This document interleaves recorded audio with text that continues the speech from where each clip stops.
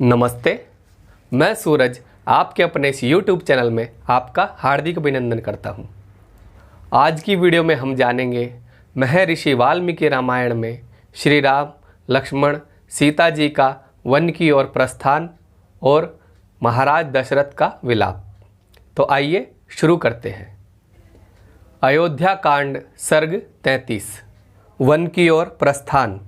तत्पश्चात दीन दुखी राम, लक्ष्मण और सीता ने महाराज दशरथ को चरण स्पर्श पूर्वक प्रणाम किया और उनकी प्रदक्षिणा की। शोक से संतप्त श्री राम ने पिताजी से आज्ञा ले सीता सहित अपनी माता कौशल्या को प्रणाम किया। श्री राम के प्रणाम कर चुकने पर लक्ष्मण ने कौशल्या को प्रणाम किया। तदंतर उन्होंने अपनी माता सुमित्रा के चरण छुए। लक्ष्मण को प्रणाम करते हुए देख माता सुमित्रा रोते हुए बोली, पुत्र, तुम वनवासी राम की सेवा में प्रमाद मत करना। हे निष्पाप लक्ष्मण, ये विपत्ति में हो या संपत्ति में तुम्हारे आश्रयदाता ये ही हैं। संसार में सज्जनों का यही धर्म है कि वे अपने बड़ों की आज्ञा अनुसार चलें। इस रघुकुल का सनातन और उचित सदाचार है दान देना, व्रतचर्या का पालन करना, यज्ञ करना और संग्राम में शरीर त्याग करना। श्री राम के स्नेह भाजन लक्ष्मण को वनगमन के लिए उद्यत देख सुमित्रा जी उसे बार बार कहने लगी, जाओ पुत्र जाओ। हे वत्स, यदि वन में माता पिता और अयोध्या का स्मरण आए तो श्री राम को तुम अपना पिता दशरथ समझना और सीता को मेरे समान अपनी माता समझना तथा वन को ही अयोध्या समझना। तुम सुखपूर्वक प्रस्थान करो। तब सुमंत्र हाथ जोड़कर श्री राम से बोले, हे महायशस्वी रामचंद्र, आपका कल्याण हो, आप रथ पर सवार हो। तब सुमुखी प्रसन्नचित एवं वस्त्र आभूषणों से अलंकृत सीता सूर्य के समान देदीप्यमान रथ पर आरूढ़ हो गई। तदंतर श्री राम और लक्ष्मण भी उस स्वर्ण विभूषित और आयुधों से सुसज्जित रथ पर सवार हुए। सुमंत्र ने सीता सहित राम लक्ष्मण को रथ में बैठे देख वायु के समान वेगवान श्रेष्ठ अश्वों से युक्त रथ को सावधानी के साथ आगे बढ़ाया। श्री राम के वनवासी होने पर सभी व्याकुल हो उठे। हाथी पागल हो गए, घोड़े हिनहिनाने लगे और संपूर्ण अयोध्या नगरी शब्दायमान हो उठी। अयोध्या के सभी बालक और बूढ़े व्याकुल हो श्री राम के रथ के पीछे वैसे ही दौड़ने लगे जैसे धूप से संतप्त व्यक्ति पानी की ओर दौड़ता है। कोई तो रथ के अगल बगल और कोई रथ के पीछे श्री राम को देखने के लिए ऊपर को मुंह उठाए चले जाते थे। सबके मुख अश्रुओं से पूर्ण थे और वे चिल्ला चिल्ला कर सुमंत्र से कह रहे थे, हे सूत, घोड़ों की रास कड़ी करो और रथ को धीरे धीरे चलाओ। हमें राम का दर्शन कर लेने दो, क्योंकि फिर हमारे लिए इनका दर्शन दुर्लभ हो जाएगा। उधर राजभवन में दीन दुखी महाराज दशरथ शोक से विकल रानियों के सहित यह कहते हुए पैदल ही निकल पड़े कि मैं अपने पुत्र को देखूंगा। इधर राम तो रथ शीघ्र हाँकने को कहते और उधर प्रजाजन कहते कि रथ धीरे धीरे चलाओ। ऐसी स्थिति में सुमंत्र ना तो रथ को तीव्र गति से चला सकते और ना मार्ग में खड़ा ही कर सकते थे। श्री राम के पीछे महाराज दशरथ को महादुखपूर्ण अवस्था में पैदल ही आते देखकर राम के रथ के पीछे चलने वाले लोग हाहाकार करने लगे। लोगों का रोना और चिल्लाना सुन राम पीछे की ओर मुड़े तो उन्होंने देखा कि अत्यंत दुखी और भ्रांतचित्त महाराज दशरथ एवं माता कौशल्या उनके पीछे पैदल ही चली आ रही हैं।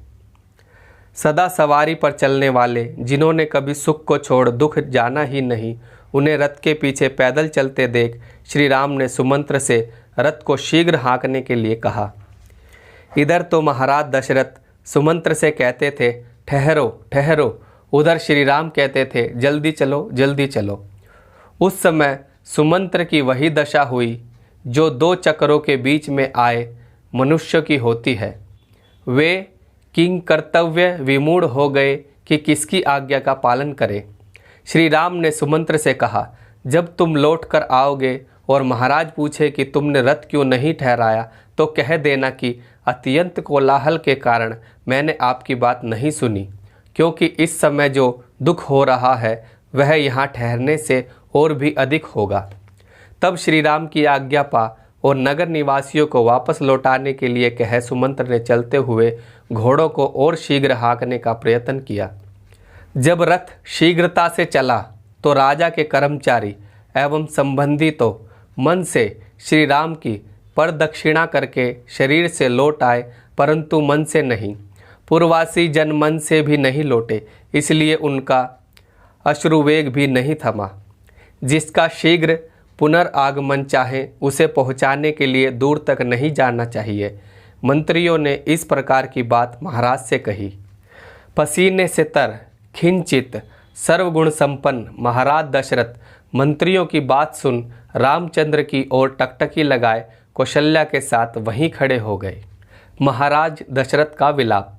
जब तक श्री राम के रथ के पहियों से उड़ती हुई धूल दिखाई देती रही, तब तक महाराज दशरथ ने अपने मन और नेत्रों को उधर से नहीं हटाया, परंतु जब रथ के पहियों से उड़ती हुई धूल भी अदृश्य हो गई, तब महाराज आर्त और विषादपूर्ण होकर पृथ्वी पर गिर पड़े। तब धूल धूसरित महाराज दशरथ को उठाकर शोक से पीड़ित कौशल्या वहाँ से लौट पड़ी। उस समय महाराज दशरथ ऐसे कांतिहीन हो गए जैसे ग्रहण के समय सूर्य कांतिहीन हो जाता है। वे पुत्र का स्मरण कर दुखी होकर विलाप करने लगे। विलाप करते करते महाराज का गला भर आया। तब उन्होंने अति क्षीण स्वर में दीन भाव से मृदु और अल्प अर्थवाची ये वचन कहे, मुझे शीघ्र राम माता कौशल्या के घर में पहुंचा दो, क्योंकि मेरे हृदय को और कहीं भी शांति नहीं मिलेगी। महाराज दशरथ के ऐसा कहने पर द्वारपालों ने उन्हें महारानी कौशल्या के घर में ले जाकर पलंग पर लिटा दिया। कौशल्या के घर में पहुंचने और पलंग पर शयन करने पर भी महाराज दशरथ का मन अशांत ही रहा। अपने लिए काल रात्रि के समान आई हुई उस अर्धरात्रि में महाराज दशरथ ने कौशल्या से कहा, हे देवी कौशल्य, मैं तुमको देख नहीं पा रहा हूँ, क्योंकि श्री राम के लिए उनके पीछे गई मेरी दृष्टि अभी तक नहीं लौटी है। अतः तुम मुझे अपने हाथों से स्पर्श करो। राम की ही चिंता करते हुए पलंग पर लेटे हुए महाराज दशरथ को देखकर महारानी कौशल्या बहुत दुखी हुई। वे उनके पलंग के समीप बैठ गई और अत्यंत दुखी हो लंबे लंबे श्वास लेकर विलाप करने लगी। तो आज की वीडियो से हमने जाना श्री राम, लक्ष्मण और सीता जी का वन की ओर प्रस्थान और महाराज दशरथ का विलाप। तो इसी प्रकार सनातन संस्कृति के सही इतिहास और शास्त्रों के सही अर्थों को जानने के लिए इस चैनल पर बने रहिए और इसका समर्थन कीजिए। जय श्री राम, वंदे मातरम, नमस्ते जी।